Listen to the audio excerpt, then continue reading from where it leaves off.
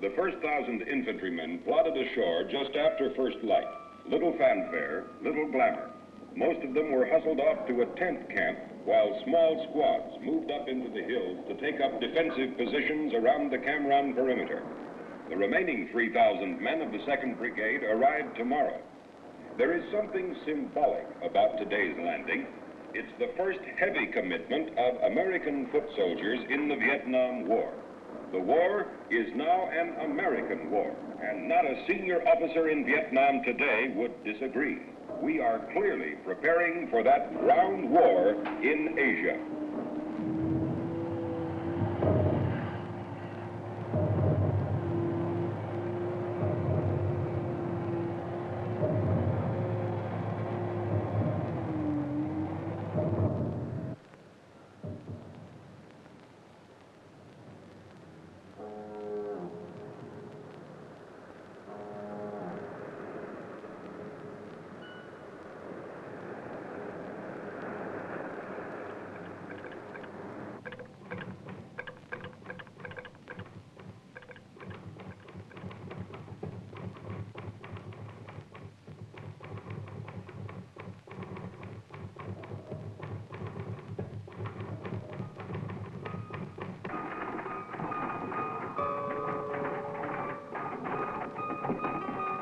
Selling out Berkeley. I don't know. No, I don't know. They live on the seaboard. Some of us aren't going home tonight. Time is running out. Tomorrow we will march again to stop this war. We know we can't stop death with marches and leaflets, but silence is another kind of death. The authorities have warned us they'll use their power to stop the march. But we've decided we must march against that power. People ask us, what do you know? How can you make this kind of choice? Years ago, we heard talk of aid to Vietnam, of military advisors. Like you, we also heard about corruption in Saigon, democracy, and dictators. Yes, we should send money and men to help if life improves for Vietnamese. But what was life for Vietnamese? Under governments we fought so hard defending, won, after the other.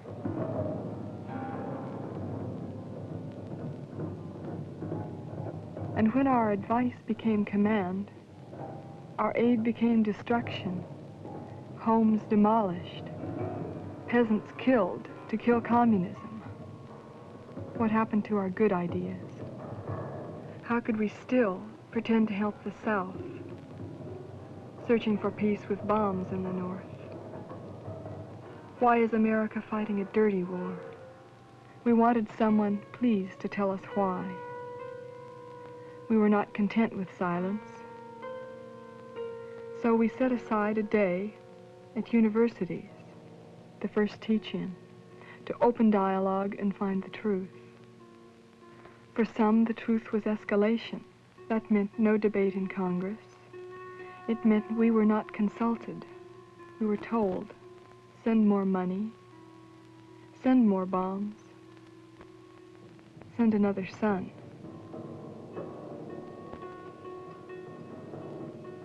We must do something, something.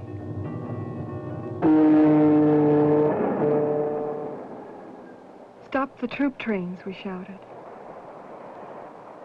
No more bodies for Vietnam. But our shouts alone can't stop machines. And you had work to do, bills to pay, sons to raise. You had no time to get involved. America's sons die in jungles. Losses light to moderate. Will your son be a light or a moderate loss? More headlines. Crop dusters spray jungles. Pentagon denies chemical warfare charge. New Johnson peace bid. Air attacks increase. Fire and pain and steel and death. But you have work to do, bills to pay, sons to raise.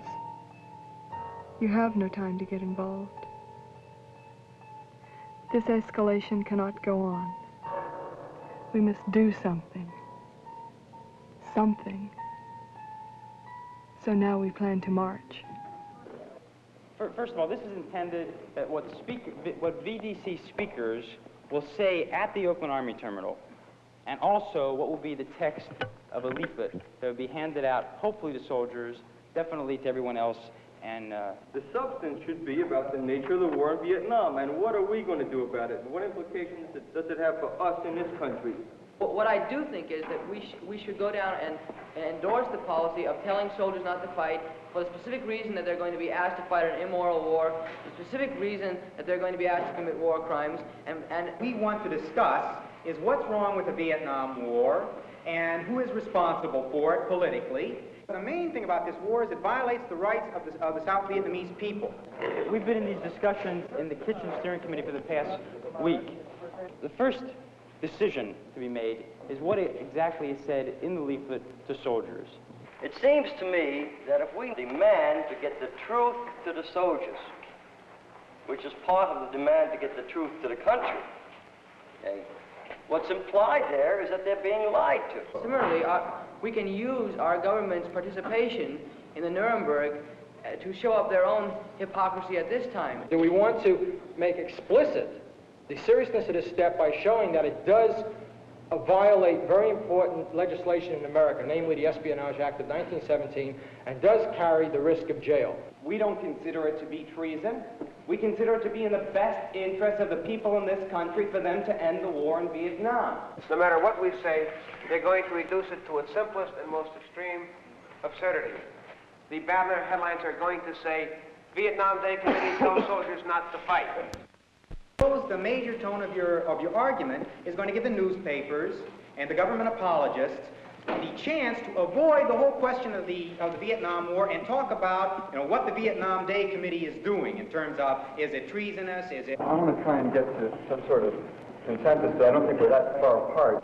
In protesting this war in Vietnam, we speak out to those who are presently in the armed forces. We must thrust upon them the knowledge that Americans are now committing the same acts for which our government tried, convicted, and hanged German war criminals. We have in the past attempted to stop troop trains to talk directly with the soldiers who will soon be acting under order in Vietnam. For telling them of their individual responsibility, we have been called traitors.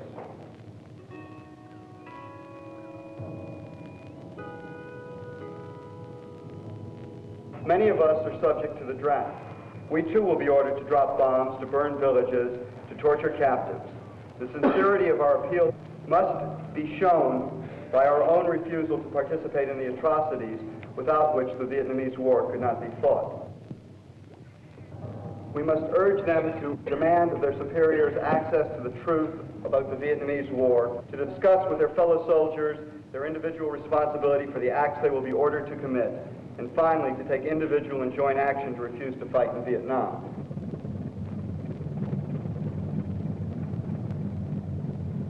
What about UNRWA's statement that he'd call out the National Guard?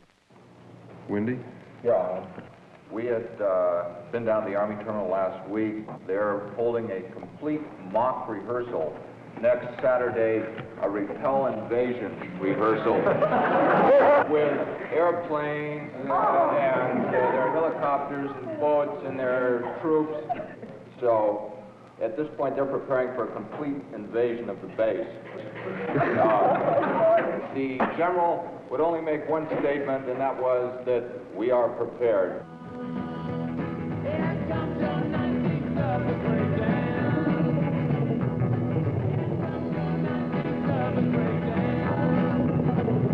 American Heritage, West. Earnestly endeavors to present a balanced presentation of ideas and opinion on any topic. If you hear listener opinion contrary to your own views on a subject, please accept this invitation to call and participate. Hey, would you turn the radio down? Turn somebody on, Tootsie. You want more coffee? When I voted for Johnson, I was sure that he would not escalate the war. And I don't know exactly why he's doing it.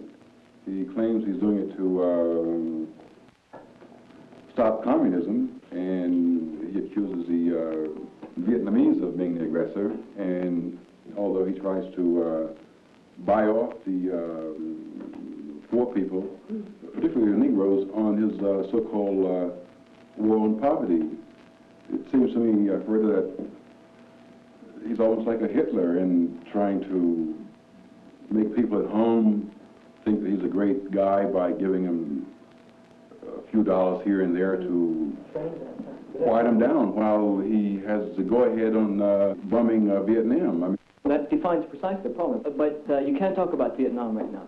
If you talk about it, you're in a certain kind of category. Well, you're a protester. You're more than that. You know, you're a peacenik. You're a nigger. You're a beatnik. There are a lot of things that you can talk about. Kennedy's death is a kind of political thing. That's still part of it. That's still part of what's going on. You're not outside of it. But as soon as you talk about Vietnam, you're in a position where you're in an entirely different category. That's one of the really most cynical things that the government does, you know. It takes these poor soldiers who don't know about the background of American Vietnam, and Steve Smale? I think he's back in the kitchen. Would you see Matilda? It makes it a matter of... Oh, just a minute. He was here a minute ago. Guy is here. And then, of course, you know, then their anger and frustration at having to be in that ridiculous and dangerous situation has to be turned somewhere, so it gets turned on the people who oppose the war. And it's all very ironic, but it's also very clever, you know. One of the best weapons the government has is to get these guys in there so then they feel an investment in what they're doing, even though they don't know why they're doing it. Hey, turn off the radio. It's time for the news. Don't want to be a bum, you better chew gum. The pump don't work because the vandal's just a handle. Good morning, and here is the 6 a.m. news. Those Berkeley protesters meet obstacles. They plan to march to Oakland Army Terminal to distribute anti-war leaflets to the soldiers. The Army Terminal is a major embarkation point for troops bound for Vietnam. Early this week, leaders of the planned march applied to the Oakland City Council for a parade permit. Indications are that the permit will be denied. Protesters say they will march even if the application is not granted. Oakland Police Chief Toothman says he will use his law enforcement authority to block the march and cancels all days off for his 650-man force.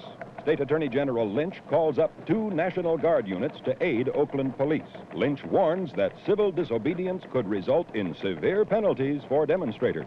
Alameda DA Coakley cites Espionage Act of 1917 and says protest march smacks of treason. Confrontation between police and anti-war demonstrators seems imminent this morning as the protesters go ahead with their plan for today's teach-in and march. And that's supposed to be the news? Come on, Fred, everybody's got a picture and get the signs. Ladies don't carry signs? This is perfect background music. Hey, Gibson, how about helping with the signs? I'm driving the truck already. What? That's the girl that wipes the windows.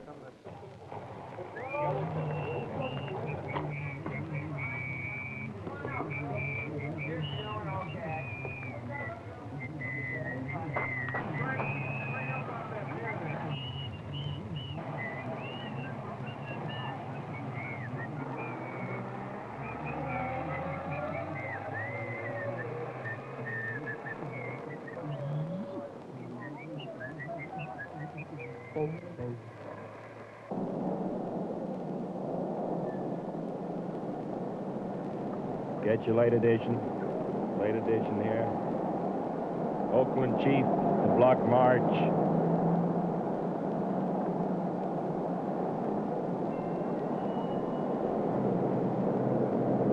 Get your late edition. National Guard alerted. Oakland Chief says no. No on march. Thank you. Chief says no beats on my beat. If you don't refuse it, it's a treasure and you'll never lose it unless you lock up your door. For love is something, if you give it away, give it away, give it away. Love is something, if you give it away, you end up having more. So let's go dancing till the break of day. And if there's a timer, we can say, the love is something, if you give it away, you end up having more. Oh, something, if you give it away, give it away, give it away. Love is something, if you give it away, you end up having more. The teach-in will begin at 11 o'clock. The first speaker of the teach-in will be Stanley Scheinbaum. The teach-in will take place in the open soccer field to the west of the Student Union. There are workshops going on. We encourage you to attend the workshops. The teach-in will begin at 11 o'clock. There are literature tables around the fountain in front of Sproul Hall of many organizations. We are now holding a press conference on the Student Union terrace. And there is a light. I'd like to start the press conference now by introducing Mr. Paul Goodman. It was a 20 million mandate not to do precisely what he did. Now, I don't know whether he was lying or whether he's simply a captive. But in any case, the president received a 20 million vote mandate precisely not to go to Vietnam or to escalate that war in Vietnam. That's what that election was about. It was about the nuclear threat and about the Vietnam War. Under these conditions, our problem is how to restore substantive democracy in the country rather than formal democracy. How to restore substantive rather than formal democracy. I'd like to introduce 2 professors at the University of California. They are Reginald Zelnick, a professor of Russian history, and Professor Franz Schurman, director of the Center of Chinese Studies. Professor Schurman would like to make a statement to begin with. Political circles have been urging precisely this, a further bombing of North Vietnam, a further intensification of the war in South Vietnam, and possibly even envisaging a bombing of the Chinese mainland. I feel my own personal position on this matter is that it's extremely important for those American citizens who feel concern and protest in regard to the war in Vietnam, that they take advantage of this day to protest.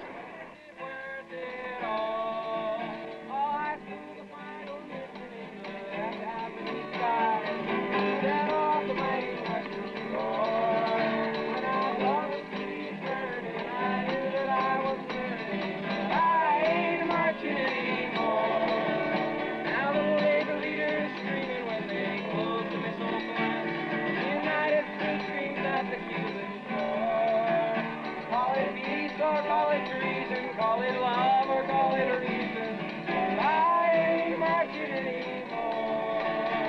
No, I ain't marching anymore. Connor Cruz O'Brien, the former director of the United Nations Emergency Force in the Congo, ex-vice chancellor of the University of Ghana, and currently a visiting member of the faculty of New York University. I'm a stranger in this country, at least as much of a stranger as an Irishman is likely to feel in America. I am here to express support and admiration for those Americans who are protesting against this war in Vietnam. I know the concern which people there feel about this war, and the reassurance that they derive from the fact that there is a protest movement here against it, and that that movement is on an important scale. Will you march? Yeah, we'll march tonight. Yes, we'll march confronted by the National Guard. We'll answer questions after everyone has spoken. Here's Professor Zelnick. We intend to join with the Vietnam Day Committee and any other group that wants to join in this protest against the war. We do not consider the march illegal, even though the parade permit has not been granted. We feel that the reason the march permit has not been granted is probably very closely connected with the content of the march, that it is a controversial protest march against American foreign policy, probably the most sensitive area of politics that exists.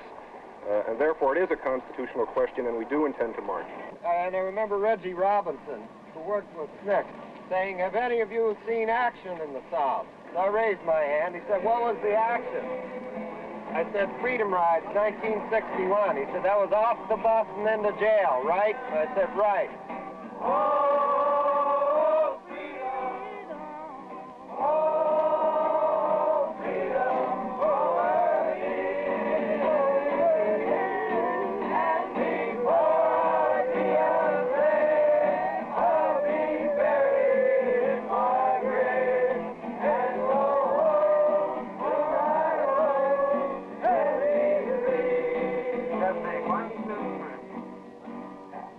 Questions? As I understand it, the route of the Vietnam Day Committee march is going through an area where the Oakland authorities say it's a racially mixed area. Hey, Joe! That is, it's volatile, and perhaps can precipitate a riot, as happened in what?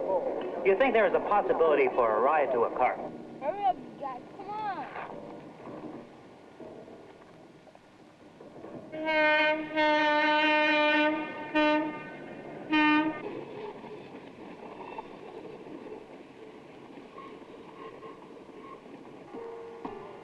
Do you think there is a possibility for a riot to occur? Well, let's make quite clear what you mean. You mean we're going through the Black Ghetto of Oakland. In terms of the possibility of a riot, and I don't think there'll be a riot. I happen to feel that in some sense that the American Negro community has been excluded from the Great Society, and that they may feel to a certain extent in sympathy with our protests about fighting a war against Asian peoples in Vietnam. The teacher is beginning. Professor Scheinbaum is speaking. The teacher is beginning, and Professor Scheinbaum is... Lines of Washington, how to weaken the Viet Cong base. In the period between 1961 and 1965, 10 weeks ago, the orientation was pacification. This failed. It was too late to win back the peasantry. The disruption to normal life does not have to be repeated or described by me. If it is true, as Mao Zedong has said, that the gorilla is like a fish in a sea of peasants, how do you undermine the gorilla? We could not win the peasants away from the Viet Cong. The new strategy is not to win the peasants away. They had to be removed.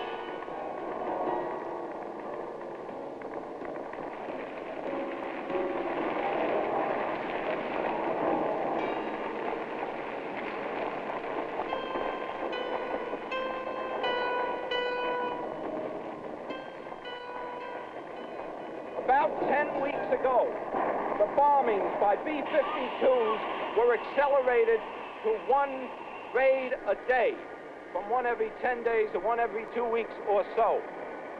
Talking now of the bombings in the South, the Air Force had won the fight within the administration circles.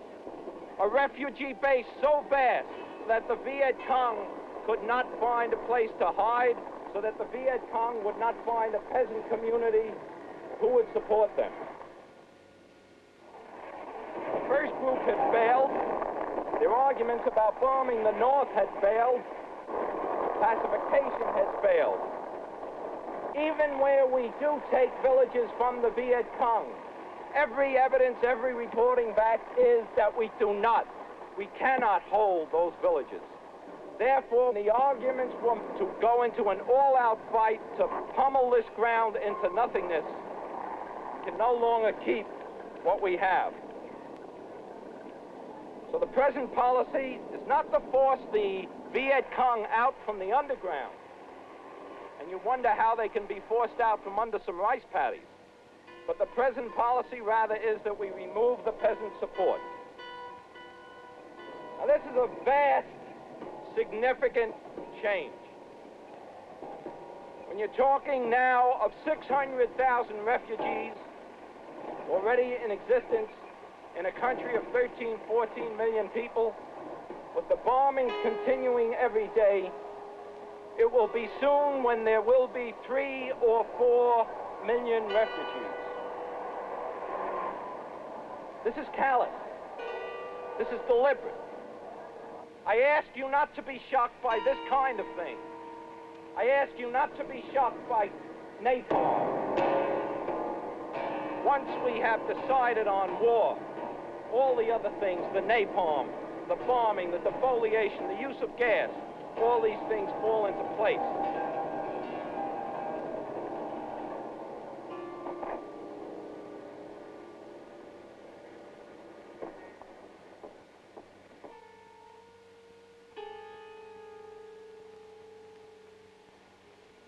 The transition from having a foreign policy to the exercise of brute power, and this was summed up in a tremendous statement of Tacitus. He said, they make a desert, and they call it peace. They make a desert, and they call it peace. Now, to put it in our terminology, we feel that it's better to be dead than red. And we're going to see, therefore, that all of the Vietnamese are dead, rather than that any of them are red. Now, morally, that's on the highest plane, because if it's better to be dead than red, then it's better for them to be dead than red. But there's something, that is the kind of decision which you let people make for themselves. It really isn't the kind of decision you make for your neighbor. You know, that kind of moral judgment.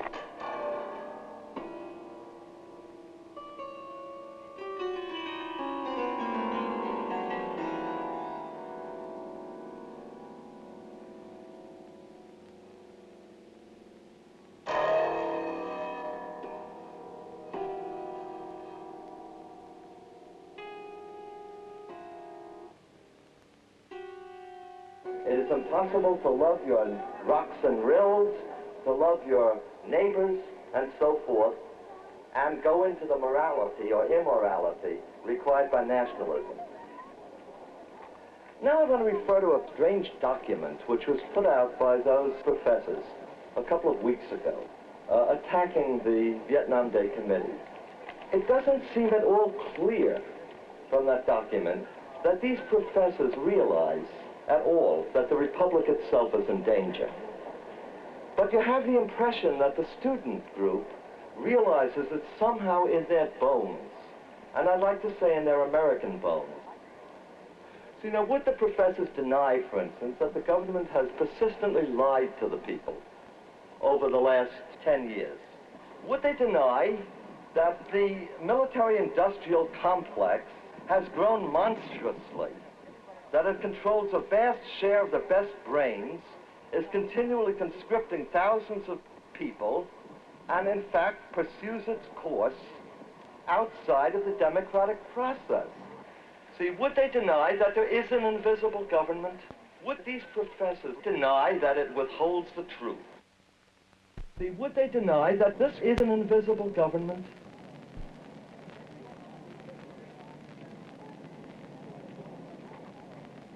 Would they really seriously deny that? These are political scientists and famous, world-famous sociologists.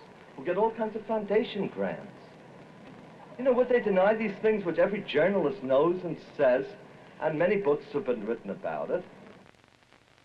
The most active stocks of 1965 were Sperry Rand, which at year's end was up 8 1/8, Chrysler up 7 5/8, American Telephone and Telegraph down 1 1/2, General Dynamics up 21 3/4, U.S. Steel up 1 1/4, Westinghouse Electric up 19 3/4, Standard Oil of New Jersey up 9 3/4, Fairchild Hiller up 9, Radio Corporation of America up 13 3/8, Pan American World Airways up 22 5/8, and Magnavox up 50 3/4. Once more, booming profits and dividend payments as well as record national production accompanied the market movements. Escalation of hostilities in Vietnam resulted in bigger defense spending. This was bullish for defense stocks and all the industries that feed them. Big gains were also made by aerospace defense issues, which benefited directly from the buildup for the Vietnam escalation, as well as from the nation's continued efforts in space exploration.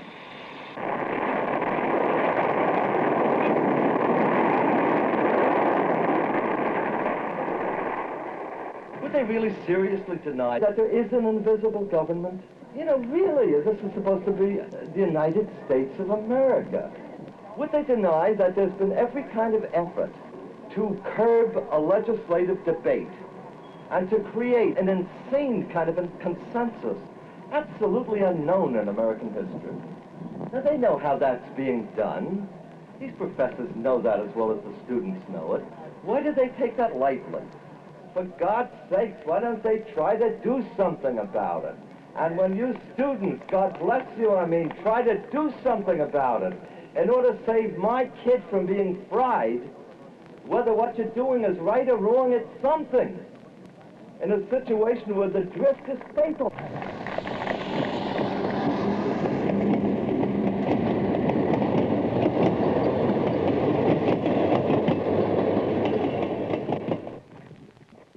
Some people said we were extremists. You don't stop troop trains with shouts and signs. Others called us traitors. But last summer in Berkeley, we couldn't be silent. Hey, let's not block the sign there. There it is! There it is!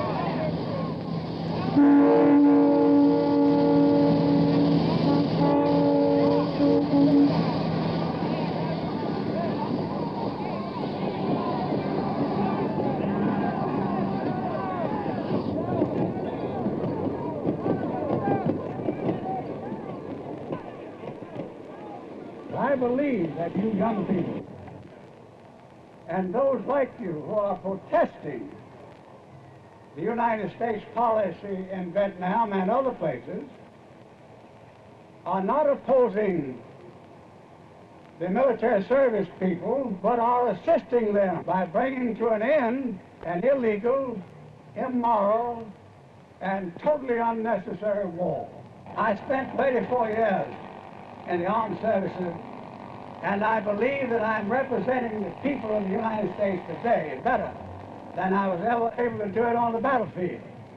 I don't believe there is any man or woman in this audience that wouldn't struggle to support the United States if the people of the United States were in danger of being invaded. But the United States is not being invaded. It's the other way around. General Hester says America is the invader. Vietnam is immoral, illegal. Last summer in San Francisco, a very different military officer commanded our attention.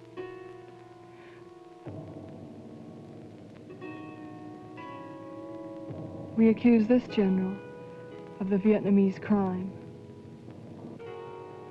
Do you think our language is too strong? Maxwell Taylor runs the trains we tried to stop 6 weeks ago. Now, we can confront him face to face He's not a train. He's no machine. He's a man. A man we accuse of war crimes.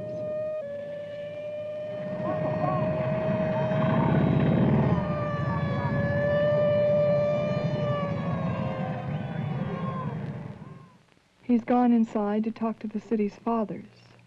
Why doesn't he answer her sons and daughters? Maxwell Taylor, Chairman of the Joint Chiefs of Staff. Maxwell Taylor, Chairman of the Board, Mexico Light and Power. Maxwell Taylor, United States Ambassador to Saigon. Maxwell Taylor, will you answer us? This was his answer. You're trespassing on private property. Larry Laughlin, trespasser. Steve Weissman, trespasser.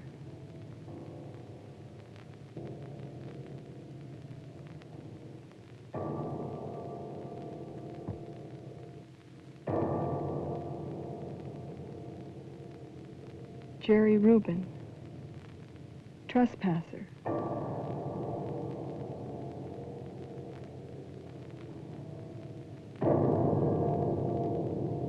Barbara Gullahorn, trespasser.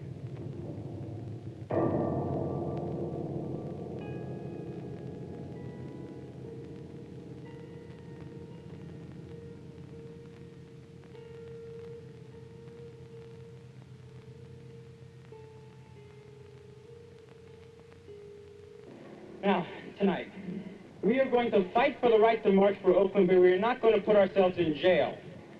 That's just what they want. So we're going to march tonight for two reasons. One, because the chances are that if our numbers are great, we will succeed. And two, because we want Oakland directly to tell us, to tell the nation and tell the world that you can't march anymore to oppose the war in Vietnam. Here is the 6:30 news. Doctors are wondering what to do with the gallbladder and kidney stone they removed from President Johnson last Friday. White House Secretary Bill D. Moyer said that the doctors who performed the operation still had the stones. Moyer said he expected they might be mounted in plaster of Paris and presented to the president as a souvenir, as was done when Mr. Johnson had a kidney stone removed in 1955. We interrupt for a special news bulletin. Oakland police intend to block the peace march to the Oakland Army Terminal tonight.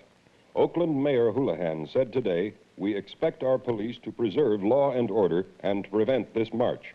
We have been assured of the necessary resources to do so by other government agencies." He told newsmen that the National Guard, United States Marshals, and the FBI have been alerted. A spokesman for the march said, meanwhile, that the fully monitored, fully controlled march will leave from the University of California campus at 7:30 tonight. He insisted, "We plan full cooperation with the police where it is possible, but we cannot allow our right of free speech and free assembly to be violated." Attention, please. The march will leave at 7:30. We must leave in an organized way. We'll be leaving from the soccer field and going down Telegraph Avenue. In a few moments, Kay Boyle will speak.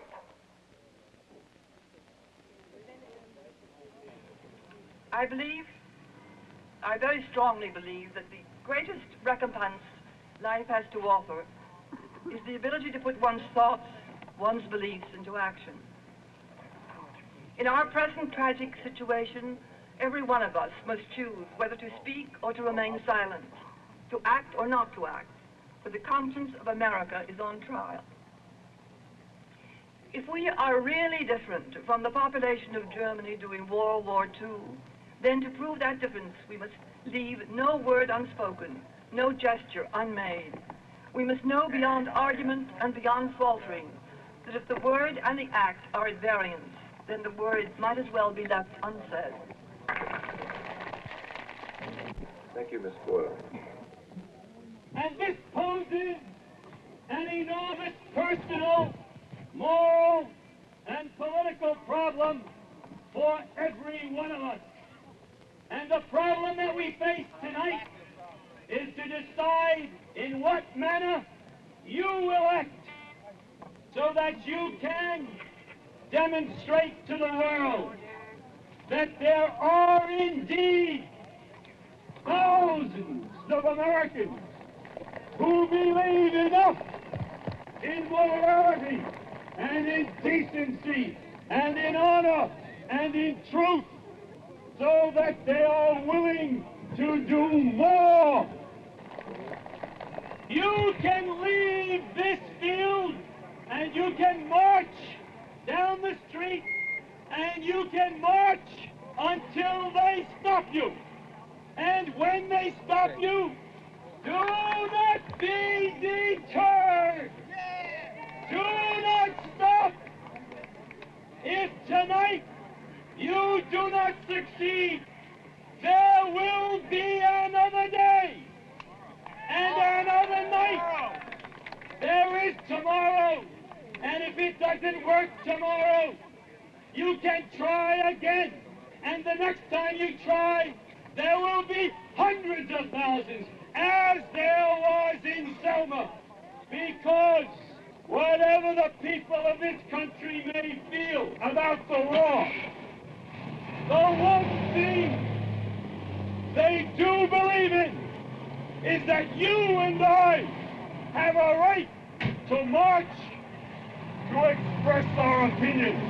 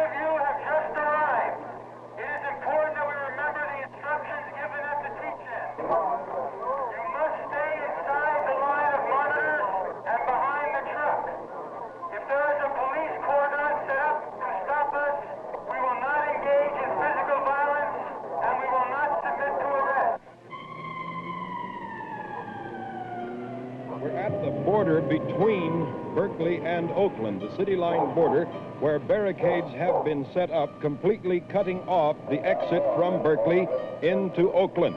It appears that the Oakland police have decided this far and no farther. Fall in behind the leader. Are the police really going to try to stop all these people?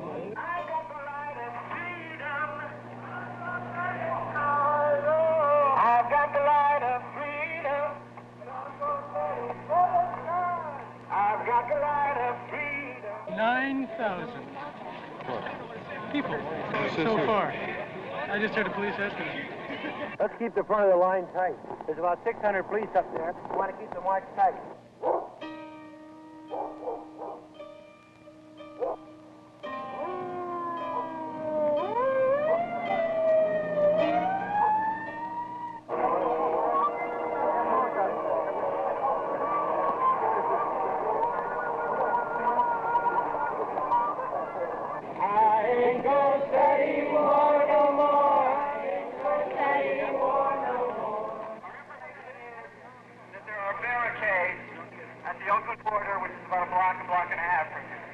Stay still, let the truck move forward, move in. Keep a very tight line of monitors along this road.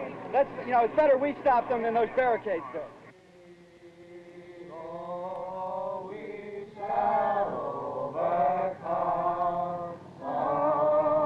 We are not afraid. We are not afraid. We are not afraid.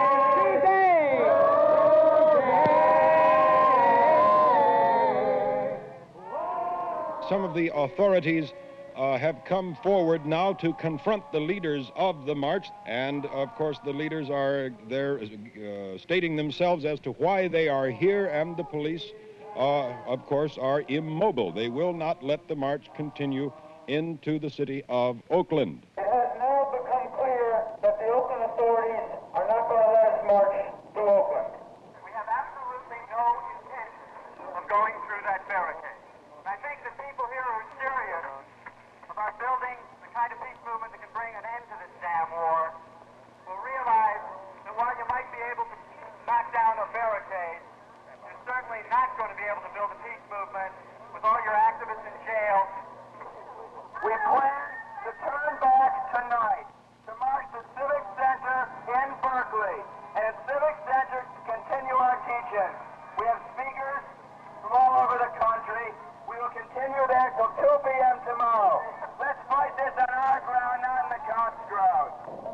What do you think of this?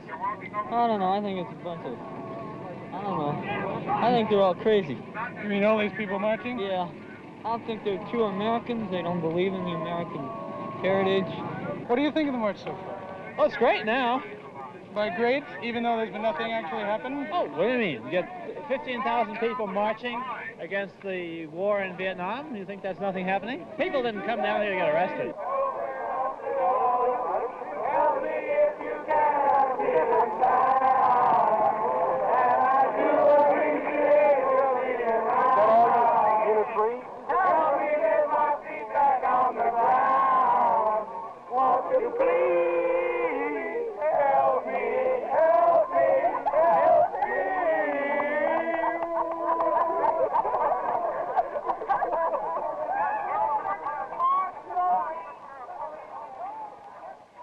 What I have said to you is what I would think the city of Saigon and the University of Hue would say to you if they could have been here tonight to see your wonderful demonstration.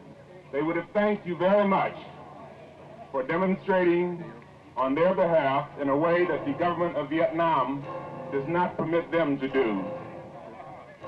As you know, just last week, 2 or 3 Vietnamese were executed by their own government for attempting to hold what appears to have been a very modest demonstration in Saigon, asking for peace to be brought to their country. Mày là Việt Cộng, tao sẽ giết mày nếu mày không chịu nói. Đồ mẹ mày, nếu mày không nói, mày sẽ chết. Đứng lại. Đưa soạn bắn. Sẵn sàng ngắm. Bắn.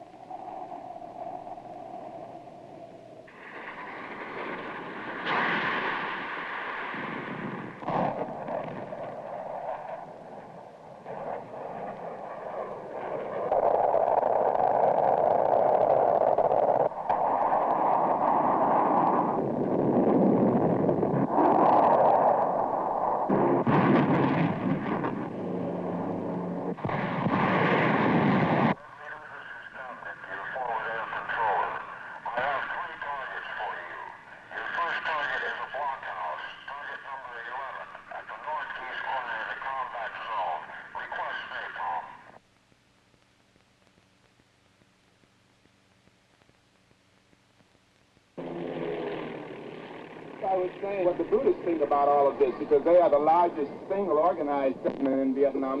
So there's some difference of opinion among Buddhists. In general, one can say that they are unanimous on one point, and that is that the United States should get out of Vietnam as quickly as possible. Tất cả quý, tiến ra bao vây giải phân. Tiến ra bao vây giải phân. Dùng vũ khí, dập lên sông lên nào.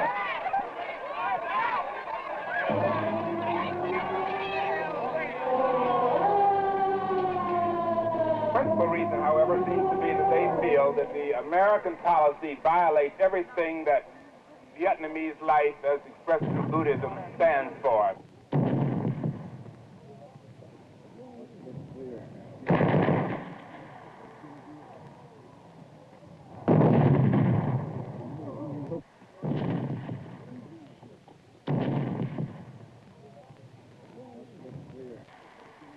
This was very graphically explained to me by one of the top Buddhist monks in Vietnam who said, you know, Viet Cong is being loosely translated would mean Vietnamese communist.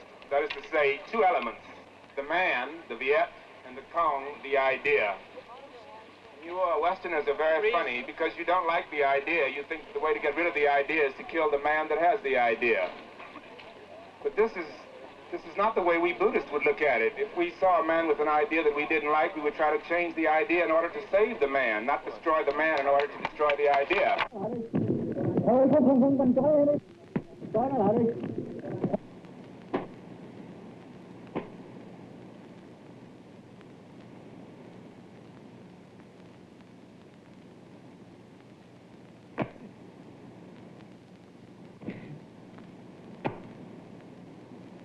One mentions this to the American embassy in Vietnam, they go into hysterics and say, oh, you mean the Buddhist approach of conquering your enemy by love?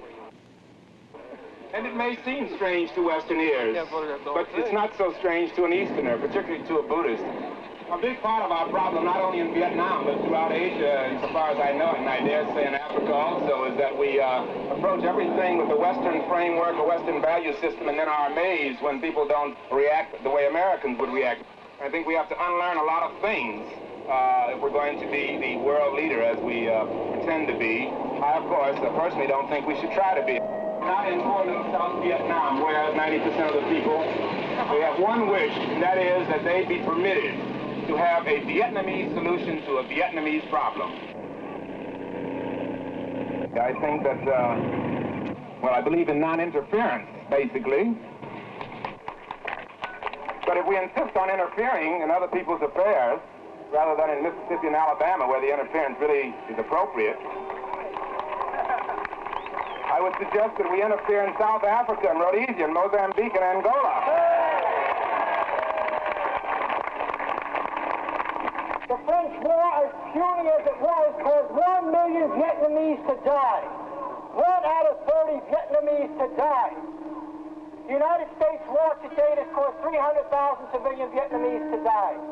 If the United States is to win its military victory, and as I said, I believe it can win its military victory, it's going to cost many more than that million Vietnamese to die. It's going to cause maybe 2 out of 14 Vietnamese to die. It's going to cause maybe 5 or 6 million other Vietnamese to join the 1 million refugees that we now have in South Vietnam. And I would submit to you that while this is probably the most monstrous war America's ever been involved in, it's probably also the most impersonal. That we're killing people, we don't even care that they're dying. We aren't even like the Nazis. We don't even get a sadistic satisfaction out of their death. It's completely mindless. It's completely anonymous. It's completely impersonal. And people take pride in that quality, you know. Somehow they know the president. They know he isn't that bad because they know he's a reasonable man. They know they like to have coffee with him. You know, they know he's quiet, civilized, as much as an American politician can be. They can't think of him as a murderer. You know, it's very easy to believe in the reasonableness of your rulers when you're part of the power structure.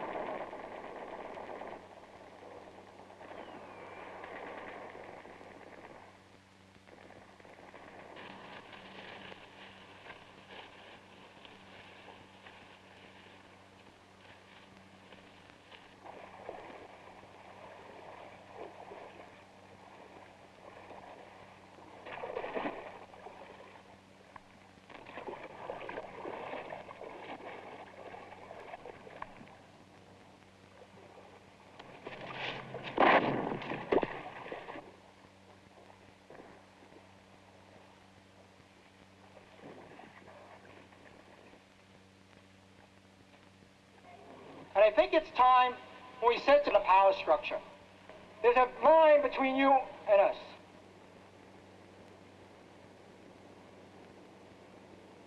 And you don't represent Western civilization, and you don't represent America.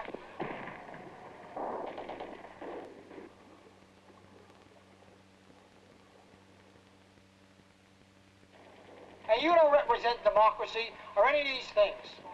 You would work for any government in any period of history that asks you to do anything. These people will work for any bureaucracy in any society. And it is important,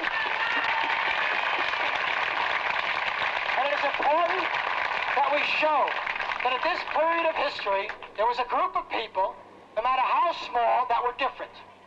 They would not go along, and they would stand in opposition. Yes, the United States is now doing in Vietnam very much what Hitler did in Czechoslovakia. and in Yugoslavia. You know, and something far worse, really, than what the Russians did in Hungary.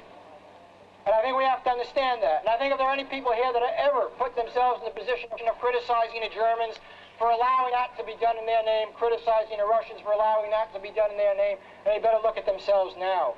This is the time. This is the time for Americans to say enough. Now, this is the time for Americans to say, you cannot kill another single Vietnamese in my name without putting me away.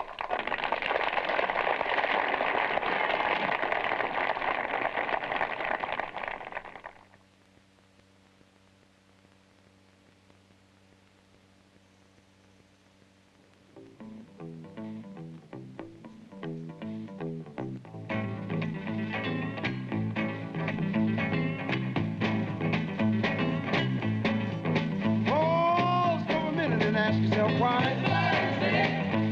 The red clover fire lights up the sky.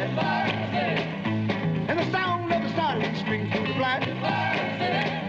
And the streets re-echo with the rifles crack. Oh, what are the thoughts that go racing through your brain and mess your mind up at the sight of a city that's gone completely insane? Where will it wind up? Come on with me, let me take you down there. To the hate-haunted canyons of human despair. Over the dark, invisible wall. Through the sickening stench of the tenement hall. Oh, how can I tell you in terms of black and white why there's fire in the city tonight?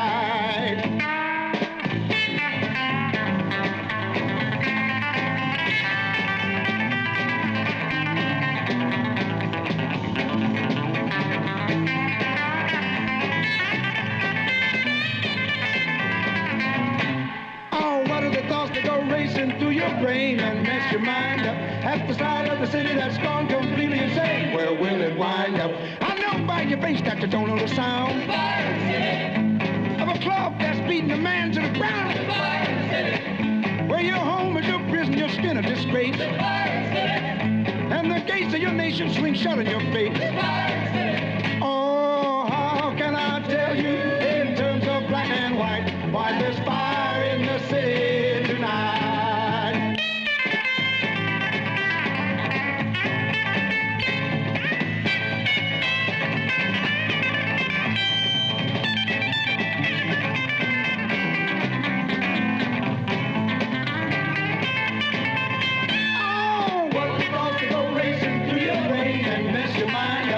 The side of a city that's gone completely insane. Where will it wind up?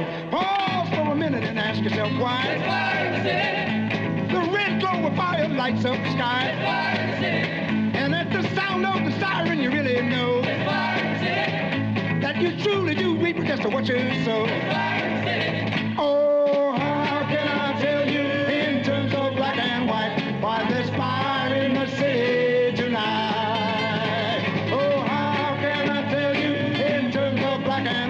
Why there's fire in the city tonight. Oh, how can I tell you in terms of black and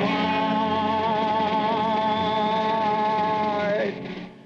While there's a fire in the city tonight.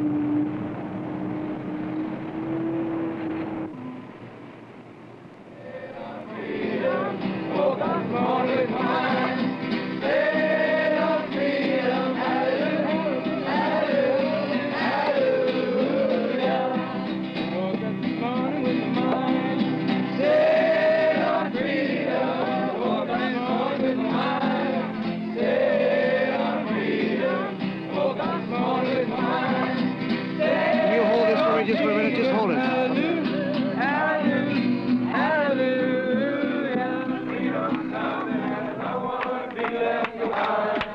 Stomp your feet. Freedom's coming, stomp your feet. Freedom's coming, stomp your feet. Freedom's coming, and I don't want to be left behind. Shout it out! Shout it out! Freedom's coming, shout it out! Shout it out! Freedom's coming, shout it out! Shout it out! Freedom's coming, and I don't want to be left behind. Hold on! Hold on! Freedom's coming, hold on! Hold on! Freedom's coming, hold on! Hold on! Freedom's coming, and I don't want to be left behind. Shake a hand! Shake a hand! Freedom's coming, shake a hand! Shake a hand! Freedom's coming, shake a hand! Shake a hand! Freedom's coming, and I don't want to be left behind. Right now! Right now! Freedom's coming right now! Freedom's coming right now! Freedom's coming, and I don't want to be left behind. Tell the world! Tell the world! Freedom's coming, tell the world! Tell the world! Freedom's coming, tell the world! Freedom's coming, and I don't want to be left behind. I have two announcements to make. The first is there will be an executive committee meeting at that tree over there, and you know, for a brainstorming session. Keep your eyes on that prize. Hold on. And the other announcement is for all those people who would like to serve as monitors on the march this afternoon. There's a briefing session that's going to be held back at the fountain. Hey, could somebody get my paraphernalia right there? Straight in front of it, right there, right there. Just continue with the Berkeley newspaper and get on to the real newspaper, the New York Times. Vietnam policy attacks and protests across the United States. Demonstrations protesting the continuing United States involvement in the Vietnam War were concluded in cities across the country yesterday as part of a series of such rallies planned for the weekend. There were several scuffles with counter pickets in Chicago. In Columbus, Ohio, 4 leaders of a planned rally were arrested by the police. In Berkeley, California, some 2,000 students listened to speeches and music at a rally held on an athletics field.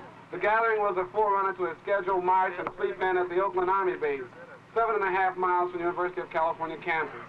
Here in New York, several hundred persons participated in a rally outside the Army Induction Center. One youth burned his draft card while federal agents looked on. Big deal. The scores of demonstrations yesterday were a prelude to large protests planned for 100 cities today and tomorrow. In Washington, the State Department said that the noisy demonstrations against U.S. policies reflected only an infinitesimal problem. Well, I've heard that quote before. Infinitesimal fraction of the American public opinion. That's a new word on me. What is this thing that makes the men want to die? If war is the answer, then tell me why. There's only one thing that worries my mind. There ain't enough people saying no to this crime. Too late to make amends. Too late to be friends. My conscience voice, there ain't no choice but to live. Hey, hey. Don't tell me you can't see it, baby, don't lie.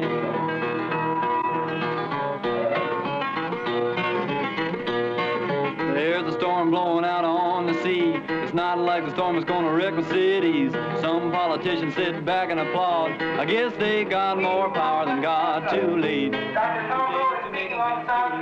Society in which racism is eliminated, in which economic discrimination is eliminated, then we here in America are going to have to do it. And there is enthusiasm growing among young people all over this country. And I'll tell you that there are physicians, there are teachers, there are social workers, there are ministers, there are people all over this country that are fed up with the power structure.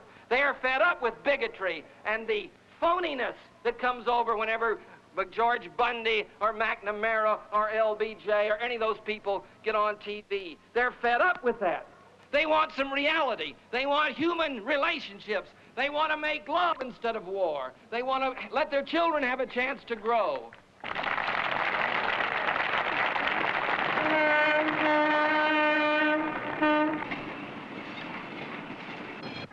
Maria Montessori, the first Italian physician, went before the League of Nations in 1926, and she said, Western civilization is going to die from within unless you develop a better conception of your child, of what childhood is, and what the creating potential is of the human child.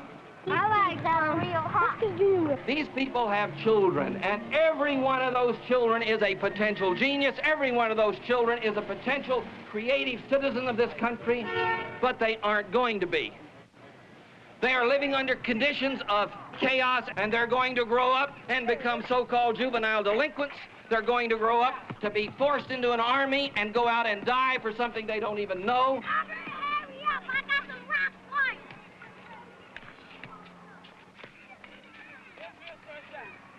No, but they will. You know it's true. What book did you read?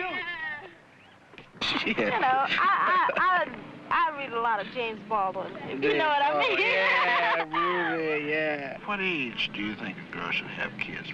You know, I want to have my kids by the time I'm about 20, 21.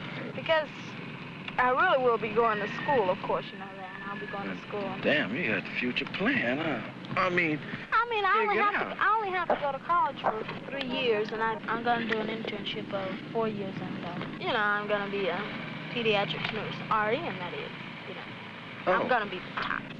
But, why you want to be a baby pediatrician? I don't like my own, but I like kids, you know. They're not dirty. Dirty, what? Slimy rats, run around all over the pad. They are not, if you raise them right. Raise them right? Yes, if you know what I'm talking about, of course you do. I mean, you know, no child wants to have an alcoholic for a father. No child wants to have an addict for a father. Who wants to be an alcoholic? At least my kids won't. Like in America. Speaking of America, this is the Be quiet, don't you? Most opportunities. You're supposed to be a patriotic. I am patriotic, but... Attention. Up. Forward. Forward. Left, right. Left. Hut, hop. Left, right. Left. Hut, hop. Hut, hop. Left, right. Left. Left, right. Left. Left, right. Left, right. Left, right. Turn. Ho. 1, 2.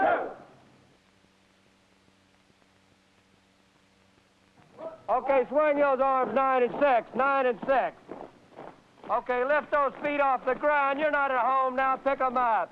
Now, don't exaggerate. Don't exaggerate. Left, right. Left, right. Left, right. Left, right. Turn. Ho!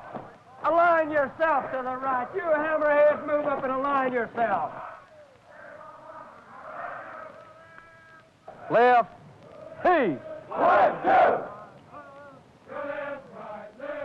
Now, you like so much to play with your nose. Play with it. Play with it. More, more. I want you to play with it like this. Play with it. Now, do you think a grown man, I should have to tell him to do that? No, Sergeant. Well, play with your nose a little more because you like it so much. Now, that's enough. Are you finished now? Yes, Sergeant. From now on, I'll tell you what to do with your hands. Keep in mind, now, when you go inside, these haircuts is your choice. Everybody understand that? You have approximately 6 choices that you can pick from. What are we fighting for? Why women involved? What are we fighting for? Yeah, that's a fucking shit. I heard that before. About President Johnson? I even voted for him. Louis. Bad John. Louis. Here's my friend and your friend. I'll be the first one in Vietnam. Trying to get some jungle bunnies. Want me to tell you about the draft? I'll tell you about the draft. That's all about it. I once had long hair, slung a guitar. Say, Weasel, did you come through Oakland? Did I come through Oakland? All right, I came through Oakland. Fast as I could. Want to hear about the draft? 2 months from now, you'll be in Vietnam. Yeah, y'all gonna get it. You men are getting ready to come in this building now to have your name tag sewn to your jackets. On the inside of this building, we have 30 white tiles. As you men come through the door, you will be assigned to a row to stand on. You are to be no closer to the man in front of you than what this tile will allow. As you men approach the sewing machine, the shirts that you were carrying in your arms are to be laid down first. Your field jacket will be laid on top of these shirts. As I call your names out, say here. West. Here. Weaver. Here. Reuben. Here. Riley. Here. Rivas. Here. Riker. Here. Bland. Here. Blair. Here. Bucci. Here. Alpin. Here. McGuire. Here. Hale. Here. McKinney. Here. Matthews. Here. Lockridge. Here. Montos. Here. Roster D97. Anyone out here that did not get a name tag, raise your hand. Look your names for spelling. Be sure the name on top agrees with the name on the bottom. Any misspelled names, raise your hand. How many men out here need one or more U.S. Armies on their jackets? Raise your hand. We will call you back a little later to sew on the U.S. Armies.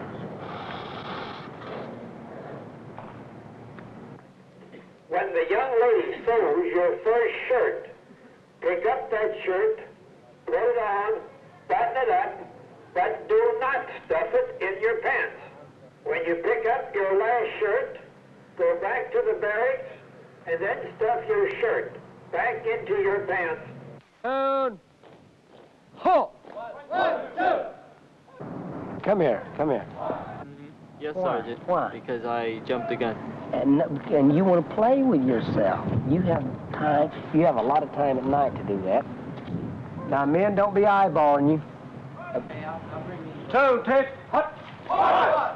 Okay, when we make this turn up here, let's look like a platoon and not like a mob that you see on the streets of San Francisco and Oakland. Right. Heave. 1, 2. Forward. Hard. Left, right. Left, right. Column left. Hard. Hut, halt. Left, right. Left, right. Left, right.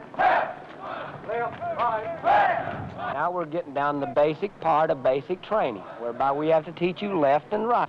Now the Army right, the one I taught you here. Right, east.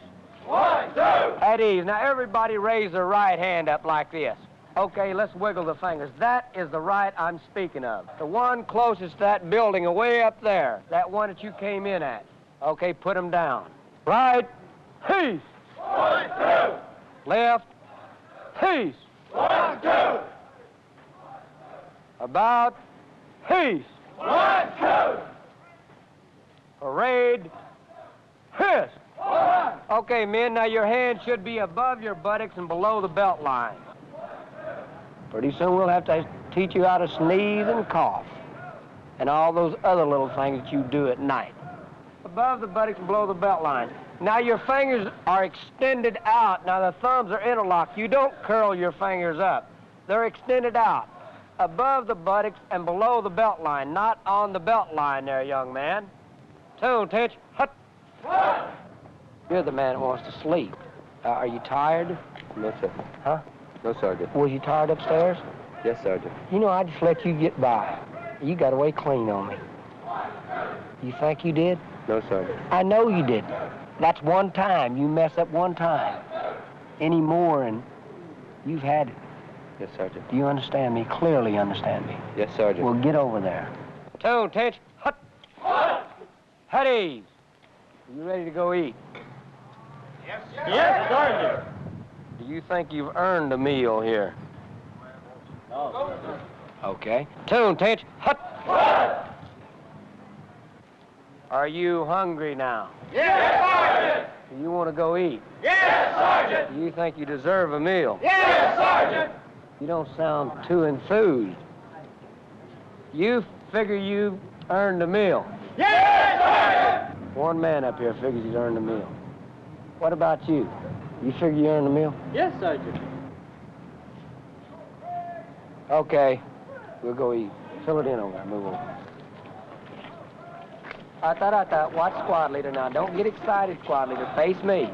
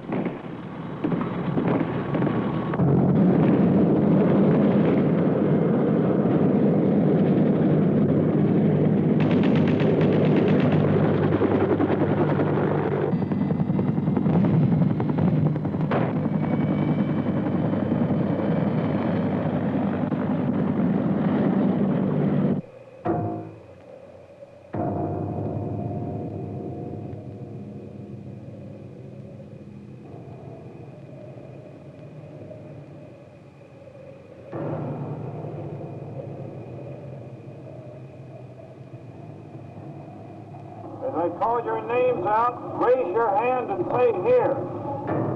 Sanchez. Guerrera.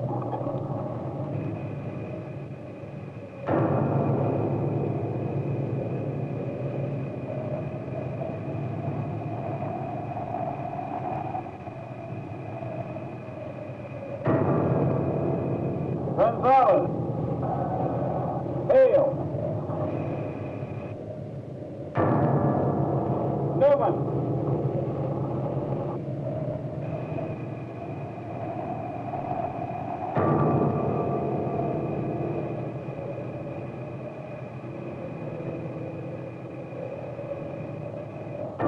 Blair. Bland.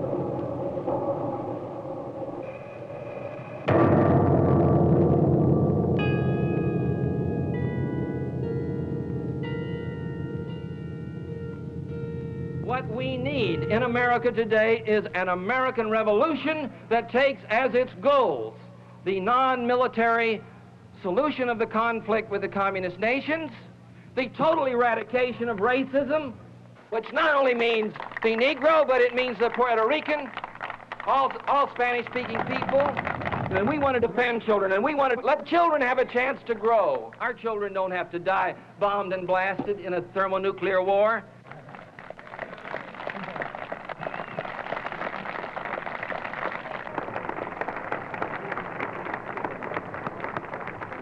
Meeting, we asked, is there any way that we can get through the Oakland Army Terminal? And he made a suggestion that we should appeal to the governor of the state to walk over the East Shore Freeway. And then someone else suggested Nimitz Freeway, but that would be too far. In other words, we said, there is no way to march through Oakland to go to the Oakland Army Terminal. And they said, that's right. So today, we're going to go right up to where the Oakland police are, sit down, and continue the teaching right in front of them. First monitor team, please leave now for the Oakland border. Everybody else, start lining up behind the truck now. The march is ready to leave. Let's go. Okay, come forward.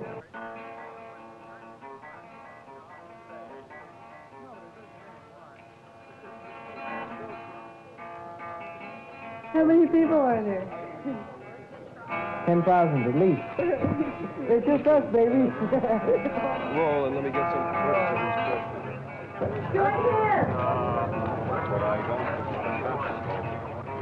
Well, the report had just come through the walkie-talkie system some 5 minutes after 2 that the Oakland police are massed at the border. Keep the traffic order one side. At the line between Berkeley and Oakland, there are now some 600 policemen from Oakland forming their cordon to stop the march as they did last night. The marchers will be moving along shortly in an attempt to reach the Army Terminal to hold another one of their attempts to converse with the soldiers and to convince them not to go to Vietnam. The atmosphere is rather strange here today. The Hells Angels, for one thing, are present. The notorious motorcycle club have been standing around, some of them talking to police. They seem to be claiming that this is an unpatriotic march. There are hundreds of bystanders along the line of march, many, many people indeed asking themselves what will happen today. I got the right of freedom. I've got the right of freedom. I've got the right of freedom. I'm gonna let it shine, let it shine, let it shine, let it shine. Oh, tell the president, I'm gonna let it shine. Go and tell the president, I'm gonna let it shine. Go and tell the president, I'm gonna let it shine, let it shine, let it shine, let it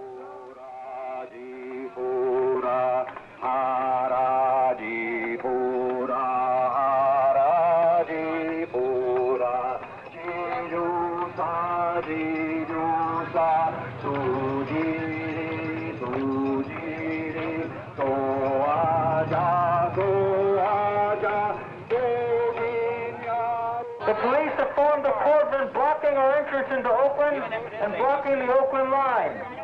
Our monitors are lined up directly in front of the police.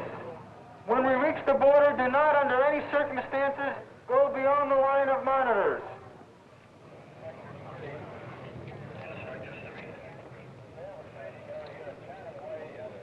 The street's all clear now. They're nowhere in sight. I'll be 10-8.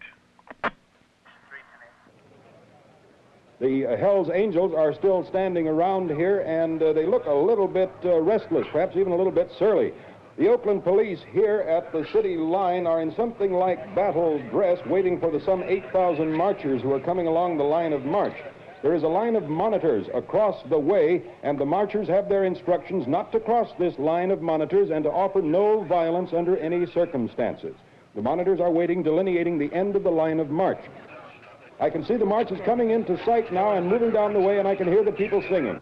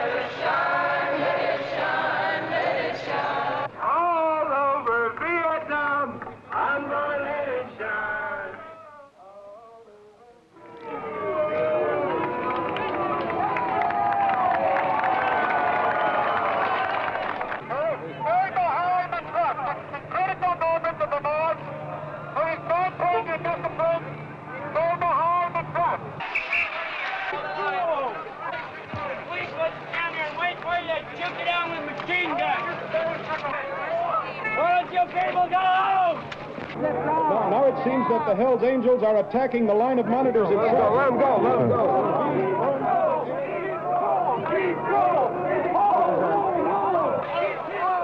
Everybody stay cool. Don't run, don't panic, just keep your cool and sit down. Sit down, please, sit down. Why don't you people go over there and live for a little while? What do you think this is? This is America. We're Americans.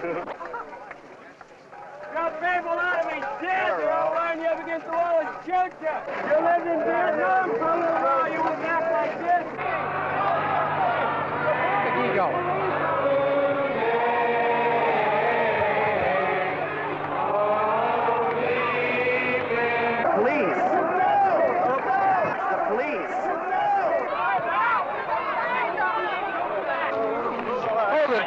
help us, Sonny. Well, just keep going.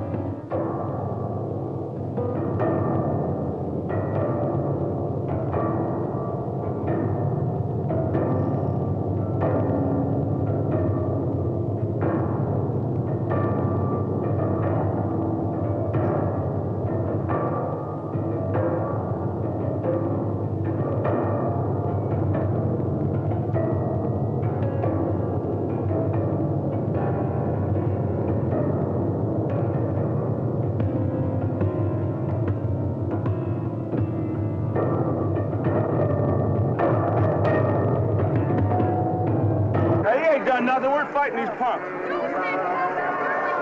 Let him go. He ain't going over. He ain't fighting no punks. Let him go. Is your guy hurt? Yeah. They jumped on him instead of the other people. Bunch of punks. Come on out of the truck. Come on out of the truck. Come on. Come on. You bunch of punks. You bunch of chicken shit punks. Why don't you people go over there for a while?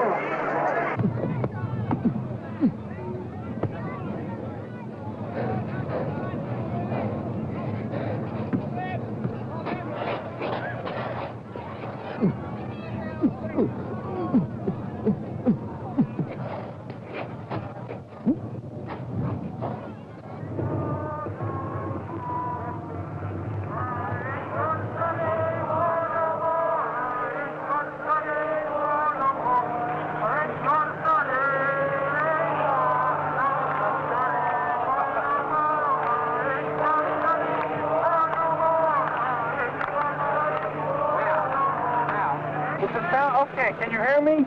We're going to begin the teaching now.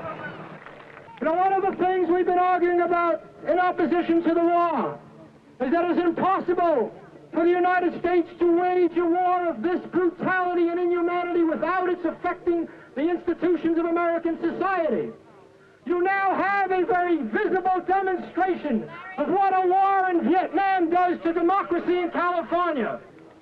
You now have a very visible demonstration that it is not only the Vietnamese and Vietnamese society that is a casualty of the war, it is our society here. Because if America is going to be Rome, if America is going to be Germany, if America is going to be Stalin's Russia, then America will have to change its domestic institutions. And we who oppose the war are as frightened by that prospect and are speaking out as much in defense of American institutions as we are in opposition to the war.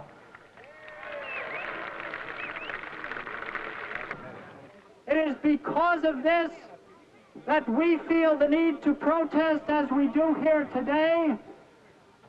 I sympathize with the predicament of American servicemen in Vietnam, but we have to think back to the Nuremberg Tribunal, which said that if a person is ordered to commit a war crime or a crime against humanity, he should refuse.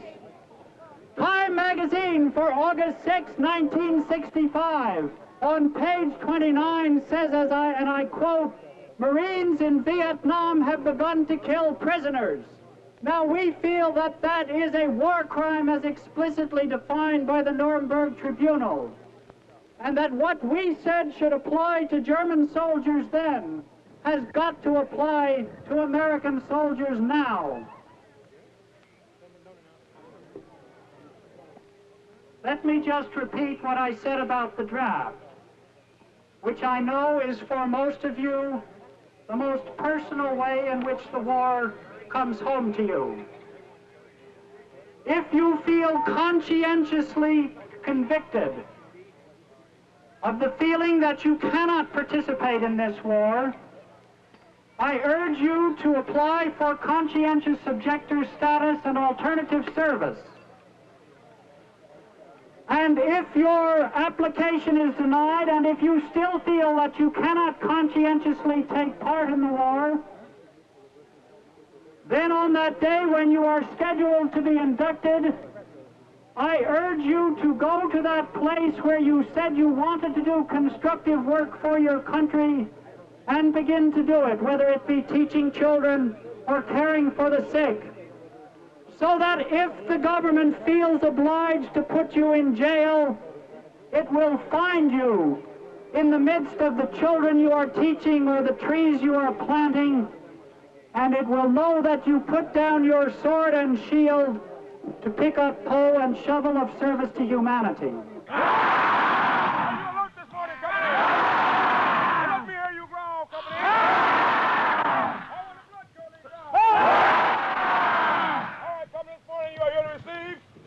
Second 2 hours of hand-to-hand combat instruction. Now, during this period, you are going to learn how to kick your opponent to death. You are going to learn how to stomp him in the ground and eliminate him. You're going to learn how to pound the bone structure of his body until it's nothing but a bloody pulp. Now, let me hear you growl, company. All right, this morning, you're going to learn the side kick, the pivot kick, the heel stomp.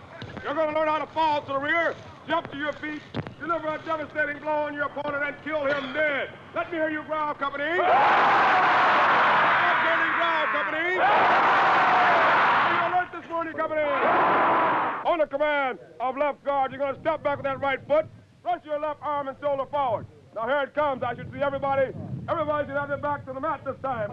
Get ready for me, because here he comes. Keeps the war out of your face. Tuck your firing leg before you go. Move out! Let's hit it right.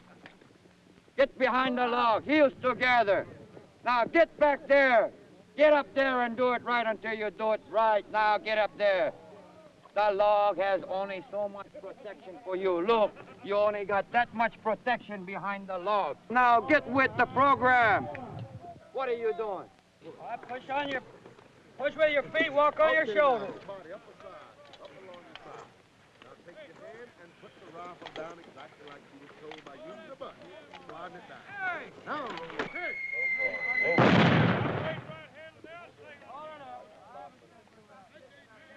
Come on.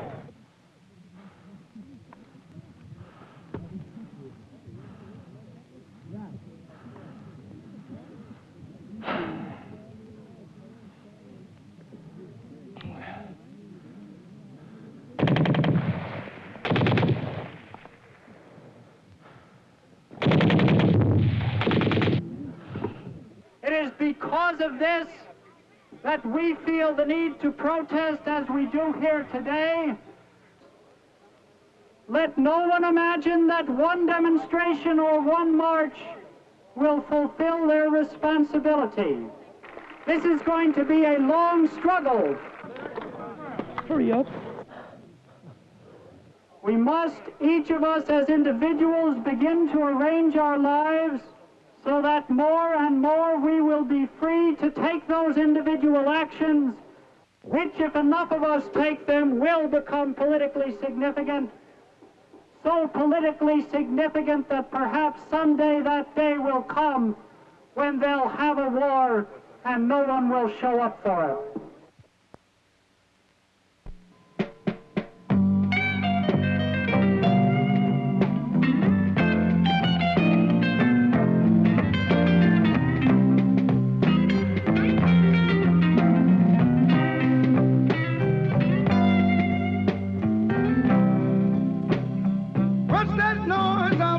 Your window.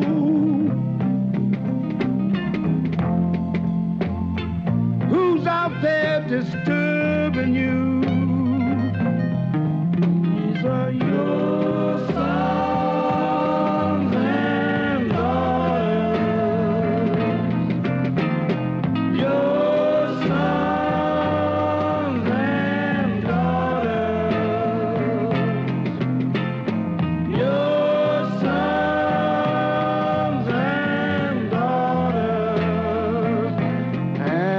about you? Yes, and what about you?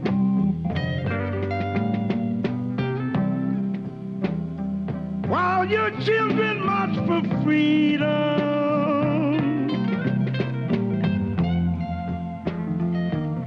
what are you gonna do? These are your sons.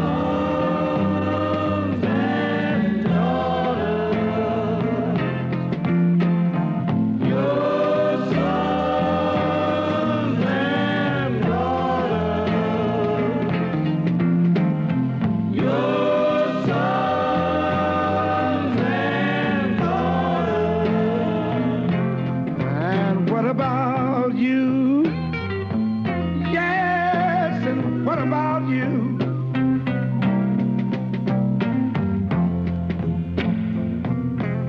It's a wise child that knows its own father.